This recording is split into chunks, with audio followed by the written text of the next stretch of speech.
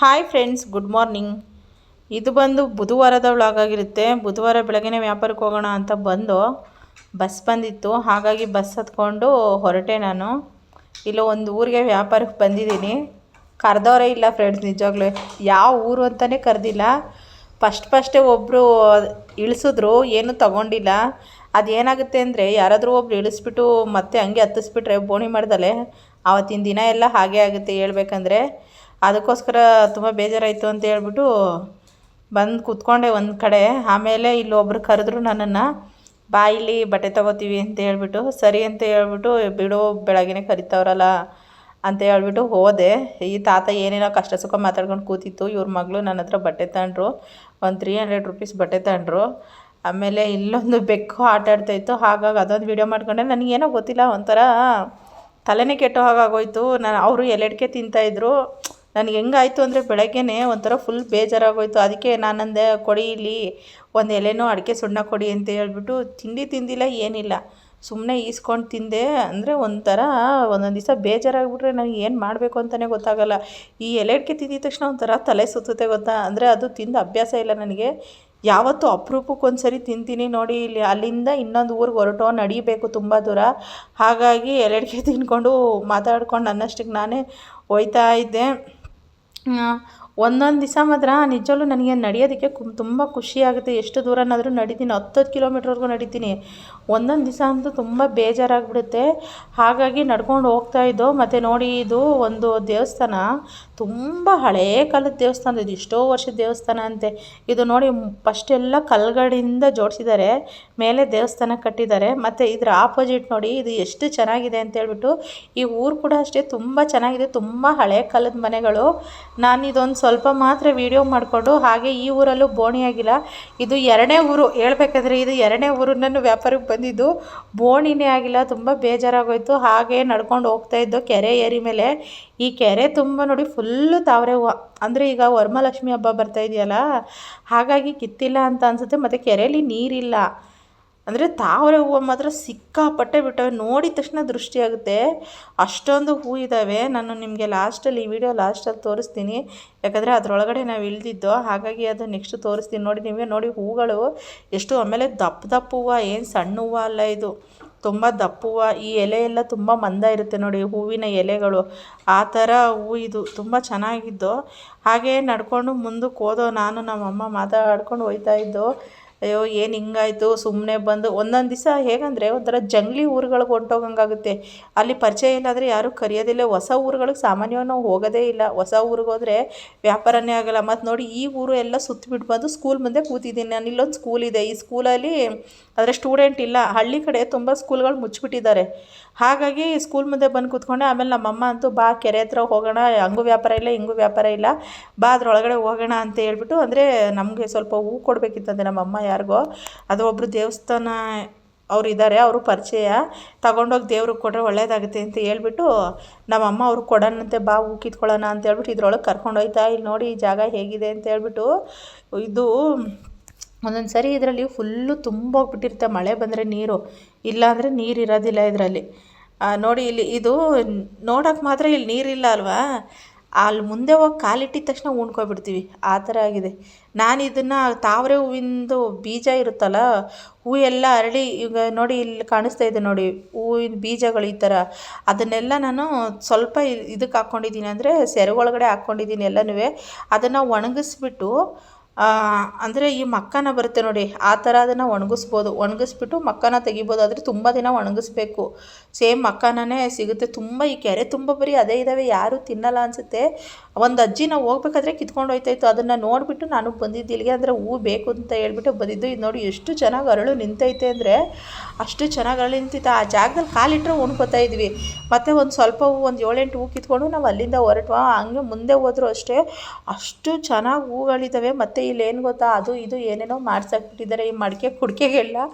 ನಮ್ಮಮ್ಮ ಬೈತಾಯಿತ್ತು, ಮಡಿಕೆ ಕುಡಿಕೆ ಎಲ್ಲ ದಾಟ್ಕೊಂಡು ಹೋಯ್ತಾ ಇದೆಯಲ್ಲ ಅಂತ. ಈ ಮುಳ್ಳೆಲ್ಲ ನನ್ನ ಸೀರೆಗೆ ಚುಚ್ಕೊಬಿಟ್ಟು, ಈ ಕೆಲವು ಮುಳ್ಳಿರ್ತವೆ ಗೊತ್ತಾ, ಫುಲ್ಲು ಬಟ್ಟೆಗೆಲ್ಲ ಅಂಟ್ಕೊಬಿಡ್ತವೆ. ನಾನು ನೋಡ್ಕೊಂಡೇ ಇಲ್ಲ. ಆಮೇಲೆ ಒಂದು ಜಾಗದಲ್ಲಿ ಬಸ್ ಹತ್ತಕ್ಕೆ ಹೋಗಿ ನೋಡ್ಕೋತೀನಿ, ಸೀರೆ ತುಂಬ ಫುಲ್ಲು ಸುತ್ತ ಮುಳ್ಳು ಚುಚ್ಕೊಬಿಟ್ಟು. ಆವಾಗ ನಮ್ಮ ಅಮ್ಮನ ನಾನು ಇಬ್ಬರು ತೆಗ್ದಾಕ್ದೋ. ಅದು ಜ್ಞಾನನೇ ಇಲ್ಲ ನನಗೆ ಹೇಳ್ಬೇಕಾದ್ರೆ. ನಾವು ಯಾವುದಾದ್ರೂ ಒಂದು ಟೆನ್ಷನಲ್ಲಿದ್ದರೆ ನಿಜವಾಗ್ಲೂ ಏನಾಗ್ತಾ ಇರುತ್ತೆ ಅಂತಲೇ ಗೊತ್ತಿಲ್ಲ ನನಗೆ. ಆ ಥರ ಒಂದೊಂದು ಸರಿ ಅಷ್ಟು ಬೇಜಾರಾಗುತ್ತೆ ನನಗೆ. ಇಲ್ಲಿ ನೋಡಿ, ಇಲ್ಲಿ ಹೂಗಳು ಎಷ್ಟು ಚೆನ್ನಾಗಿದೆ. ಇದು ನೋಡೋಕ್ಕೆ ತುಂಬ ಆಸೆ ಆಗ್ತಾಯಿದೆ, ಕಿತ್ಕೋಬೇಕು ಅಂತ ಆಸೆ ಆಗ್ತಾಯಿದೆ ನನಗೆ. ಆದರೆ ಈ ನೀರು ಇಲ್ದಿರೋ ಜಾಗದಲ್ಲಿ ಕಾಲಿಟ್ರೇ ಉಣ್ಕೋತಾ ಇದ್ದೀವಿ, ಅಷ್ಟು ಡೇಂಜರ್ ಪ್ಲೇಸ್ ಇದೆ ಹೇಳ್ಬೇಕಂದ್ರೆ.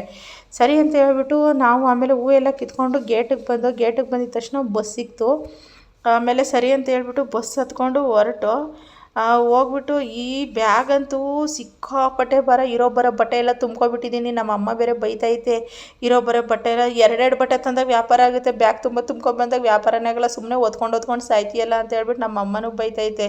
ಅಯ್ಯೋ ಬಿಡತ್ತಾಗಿ, ಯಾವತ್ತಿದ್ರೂ ಒಂದು ದಿವಸ ಸೇಲ್ ಆಗದೆ ಅಂತ ಹೇಳ್ಬಿಟ್ಟು ನಾನು ಓದ್ಕೊಂಡು ಓಡಾಡ್ತಾಯಿದ್ದೆ. ಮತ್ತು ಅಲ್ಲಿಂದ ಬಂದು ಸೊಪ್ಪು ಮತ್ತು ಇದು ತಡ್ನಿಕಾಯಿ ತೊಗೊಬಂದಿದ್ದು. ಸೊಪ್ಪು ತಡ್ನಿಕಾಯಿ ಎರಡುವೇ ಇಲ್ಲಿ ಸುಲ್ಕೊಂಡು ಸೊಪ್ಪೆಲ್ಲ ಕ್ಲೀನ್ ಮಾಡ್ಕೊಂಡು ಕೂತಿದ್ದೋ.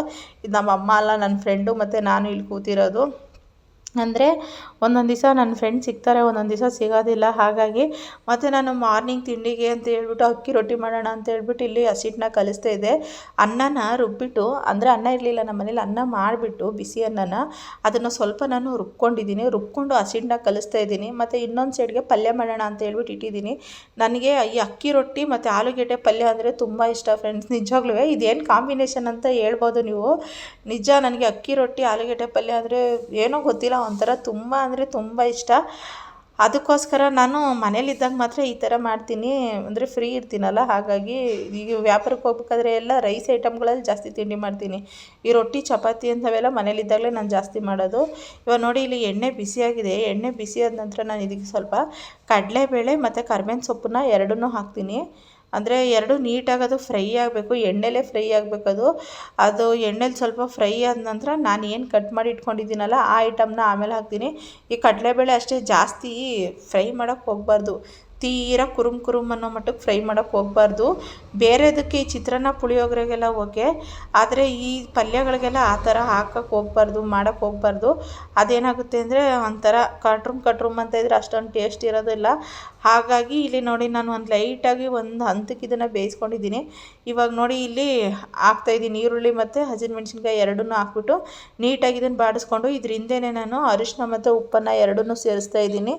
ಮೇನ್ ಇದಕ್ಕೆ ಬೇಕಾಗಿರೋದೇ ಅರಿಶಿನ ಮತ್ತು ಉಪ್ಪು. ಅರಿಶಿನ ಅಂದರೆ ಕಲರ್ಫುಲ್ಲಾಗಿ ಎದ್ದು ಕಾಣಿಸ್ಲಿ ಅಂತ ಹೇಳ್ಬಿಟ್ಟು ಅರಿಶಿನ ಹಾಕ್ತೀವಿ. ನೀವು ನಂಬ್ತಿರೋ ಬಿಡ್ತಿರೋ, ನಾವು ಪಲ್ಯಗಳಿಗೆಲ್ಲ ಅರಿಶಿನ ಎಲ್ಲ ಹಾಕ್ತೀವಿ. ಹಳ್ಳಿ ಕಡೆ ನಿಜವಾಗ್ಲೂ ಅವ್ರು ಏನೂ ಹಾಕೋದಿಲ್ಲ ಗೊತ್ತಾ. ಒಂದು ಖಾರದ ಪುಡಿ ಹಾಕಲ್ಲ, ಒಂದು ಅರಿಶಿನ ಪುಡಿ ಹಾಕಲ್ಲ. ಕೆಲವ್ರ ಮನೇಲಿ ರೊಟ್ಟಿ ಎಲ್ಲ ಕೊಡ್ತಾರಲ್ಲ, ನಾನು ನೋಡ್ತೀನಲ್ಲ, ಅಂದರೆ ಅವರು ಎಷ್ಟು ಹಳೆ ಕಾಲದವ್ರಲ್ವ ಅಜ್ಜಿರು, ಅವ್ರು ಎಷ್ಟು ಸಿಂಪಲಾಗಿ ಮಾಡಿರ್ತಾರೆ ಅಂದರೆ ನಿಜವಾಗ್ಲೂ ಅಷ್ಟು ಟೇಸ್ಟ್ ಇರುತ್ತೆ ಅವ್ರು ಮಾಡೋ ಅಡುಗೆ ಹೇಳ್ಬೇಕಂದ್ರೆ. ಈ ಜಾಸ್ತಿ ಅಜ್ಜಿಗಳಿರ್ತಾರೆ ನೋಡಿ, ಅವರೇ ಸ್ವಲ್ಪ ರೊಟ್ಟಿ ಪಟ್ಟಿ ಮಾಡೋದು, ಇನ್ನು ಬೇರೆಯವರೆಲ್ಲ ನಮಗೆ ತಿಂಡಿಗಳು ಮಾಡ್ತಾರೆ.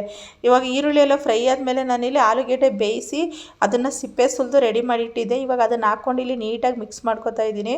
ಇದಾದಮೇಲೆ ಸ್ವಲ್ಪ ಇದಕ್ಕೆ ನಾನು ಕೊತ್ತಂಬರಿ ಸೊಪ್ಪನ್ನು ಹಾಕ್ತಾಯಿದ್ದೀನಿ. ಇನ್ನೇನು ಕೊತ್ತಂಬರಿ ಸೊಪ್ಪು ಹಾಕಿದ್ರೆ ಇದು ಮುಗೀತು, ಯಾಕಂದರೆ ಆಲೂಗೆಡ್ಡೆ ಎಲ್ಲ ನೀಟಾಗಿ ಬೇಯಿಸಿರೋದ್ರಿಂದ ಮತ್ತು ಅಷ್ಟೊಂದು ಬೇಯಿಸೋ ಅವಶ್ಯಕತೆ ಏನಿರೋದಿಲ್ಲ. ಹಾಗಾಗಿ ಸ್ವಲ್ಪ ನೀಟಾಗಿ ಇದನ್ನು ಮಿಕ್ಸ್ ಮಾಡಿಕೊಂಡು ಒಂದು ಸ್ವಲ್ಪ ಕಮ್ಮಿ ಉರಿಲಿ ಇಟ್ಬಿಟ್ಟು ಇದನ್ನು ನಾನು ಸೈಡಲ್ಲಿ ಇಡ್ತೀನಿ. ಈಗ ಅಂದರೆ ಇವಾಗ ಇದು ರೆಡಿ ಆಗಿದೆ. ಇವಾಗ ನೆಕ್ಸ್ಟ್ ನಾನಿಲ್ಲಿ ರೊಟ್ಟಿ ಮಾಡ್ಕೊಳ್ಳೋಣ ಅಂತ ಹೇಳ್ಬಿಟ್ಟು ತವಾನ ರೆಡಿ ಮಾಡ್ಕೊತಾ ಇದ್ದೀನಿ.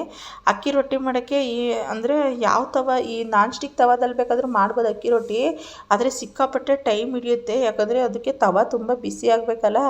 ಹಾಗಾಗಿ ನಾನು ಈ ರೊಟ್ಟಿ ತವನೇ ಇದೆ ನಮ್ಮ ಮನೇಲಿ, ಅಂದರೆ ಅಂಚಂತಾರಲ್ಲ ನೋಡಿ, ಈ ಥರ ಹಂಚಿದೆ, ಹಂಚಲ್ಲೇ ಮಾಡೋಣ ಅಂತ ಹೇಳ್ಬಿಟ್ಟು ಈ ಥರ ರೊಟ್ಟಿ ತಟ್ಕೊತಾ ಇದ್ದೀನಿ. ಆದರೆ ಒಬ್ಬೊಬ್ಬರು ತುಂಬ ಸಣ್ಣಗೆ ತಗೋತಾರೆ ಹಸಿಟ್ಟನ್ನ, ಅಂದರೆ ಸಣ್ಣ ಉಂಡೆನ. ನಾನಿಲ್ಲಿ ದಪ್ಪ ಉಂಡೆ ತಗೊಂಡಿದ್ದೀನಿ, ಅಂದರೆ ನನಗೆ ಅಷ್ಟು ಸಣ್ಣದಾಗಿ ನಿಜವಾಗ್ಲೂ ತಟ್ಟಕ್ಕೆ ಬರಲ್ಲ, ಮುರಿದೋಗುತ್ತೆ ಅನ್ನೋ ಭಯ. ಹಾಗಾಗಿ ನಾನು ಯಾವಾಗಲೂ ಇದೇ ಸೈಜಲ್ಲಿ ತಟ್ಟೋದು ರೊಟ್ಟಿಗಳನ್ನು. ನೋಡಿ, ಇಲ್ಲಿ ನೀಟಾಗಿ ತಟ್ಕೊತಾ ಇದ್ದೀನಿ. ಅದು ನಾವು ಎಷ್ಟೇ ನೀಟಾಗಿ ತಟ್ಟೋದ್ರೂ ಒಂದೊಂದು ಕಡೆ ಅದು ಬಿರುಕು ಬಿಟ್ಕೊತಾ ಇರುತ್ತೆ. ಆ ಬಿರುಕು ಬಿಟ್ಕೊಂಡಾಗ ಹಂಗಂಗೆ ಜೋಡಿಸ್ಕೊತಾ ಇರಬೇಕು. ಇವಾಗ ನೋಡಿ, ಇಲ್ಲಿ ತವ ಚೆನ್ನಾಗಿ ಕಾದಿದೆ, ಇದ್ರ ಮೇಲೆ ಕೈ ಇಟ್ಬಿಟ್ರೆ ಮುಗೀತು ನನ್ನ ಕತೆ. ಇವಾಗ ಇದಕ್ಕೆ ನಾನು ರೊಟ್ಟಿ ಹಾಕ್ಕೋತೀನಿ. ರೊಟ್ಟಿ ಹಾಕ್ಕೊಂಡು ಇದನ್ನು ನೀಟಾಗಿ ಬೇಯಿಸ್ಕೋಬೇಕು. ಇದು ಸ್ವಲ್ಪ ಬೆಂದಾದಮೇಲೆ ಇಲ್ಲಿ ನೀರು ಹಾಕಬೇಕು, ಅಂದರೆ ಮೇಲ್ಗಡೆ ಸ್ವಲ್ಪ ನೀರು ಹಾಕ್ಕೋಬೇಕು. ನೀರು ಹಾಕಿ ಬಳ್ದಿದ್ದೀನಿ ನಾನೀಗ. ಬಳ್ದ್ಬಿಟ್ಟು ಇಲ್ಲಿ ಉಲ್ಟಾ ಮಾಡಿ ಹಾಕ್ತಾಯಿದ್ದೀನಿ ನೋಡಿ. ಆದರೆ ಒಂದು ಸ್ವಲ್ಪ ಕೆಂಪಗಾಯಿತು ಕೆಳಗಡೆ. ಪರವಾಗಿಲ್ಲ ನಡೆಯುತ್ತೆ. ಅದು ಬೇಯ್ತಾ ಬೇಯ್ತಾ ಅದು ಸರಿ ಹೋಗುತ್ತೆ. ಅದು ಏನಂದರೆ ಈ ಅಕ್ಕಿ ರೊಟ್ಟಿ ನಾವು ಎಷ್ಟು ಬೇಯಿಸ್ತೀವೋ ಅಷ್ಟು ರುಚಿ ಜಾಸ್ತಿ ಹೇಳ್ಬೇಕಂದ್ರೆ.